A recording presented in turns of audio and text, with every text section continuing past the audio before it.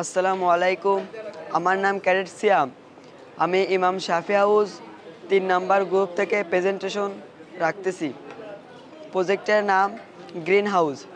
এই গ্রিন হাউসের মূল কাজ হলো এর ভেতরের আবহাওয়াকে নিয়ন্ত্রণ করা। এই গ্রিন হাউসের মাধ্যমে আমরা শীতকালের মৌসুমে যে সবজিগুলো আছে এগুলো গরমকালে পাই না। গ্রিন হাউসের মাধ্যমে আমরা শীতকালের মৌসুমের সবজিগুলো গরমকালেও পেতে পারি, কারণ এই গ্রিন হাউসের মধ্যে তাপমাত্রা নিয়ন্ত্রণ করা যায়।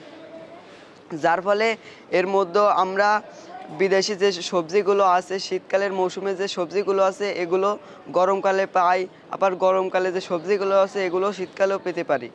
এই সূর্যের আলোর মাধ্যমে এর ভিতর তাপ যায় কিন্তু আলো যায় না। শীতকালে যে মেরু অঞ্চল, এই দেশে খুব ঠান্ডা পড়ে, যার ফলে গাছপালা মারা যায়। গ্রিন হাউসের ফলে সেই দেশগুলোতেও আমরা সবজি উৎপন্ন করতে পারি।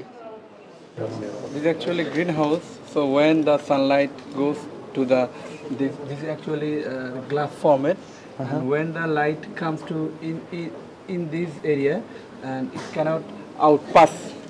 So actually this used in the cold area where we cannot cultivate any plants or something like this. But in this greenhouse we can use it in anywhere, any place, like in cold place. So in this area the plant are very usually it grows very naturally first. Okay.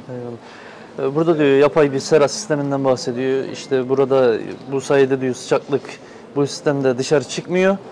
Soğuk havayı diyor ısıtaraktan diyor bitkilerin daha hızlı büyümesine fayda sağlıyor diyor. এই green house তৈরি করতে আমাদের মেলা উপকরণ লেগেছে, যেমন LED light, cork sheet, polythene, এগুলো switch, battery, এগুলো মিলে সব কিছু তৈরি করতে মোট 3 দিন সময় লেগেছে। 3 দিনে আমরা রেস্ট না করেও এটা তৈরি করেছি। কাজ করার সময় অনেক কষ্ট হয়েছে, কিন্তু এখন তৈরির পর এখন ভালো লাগতেছে।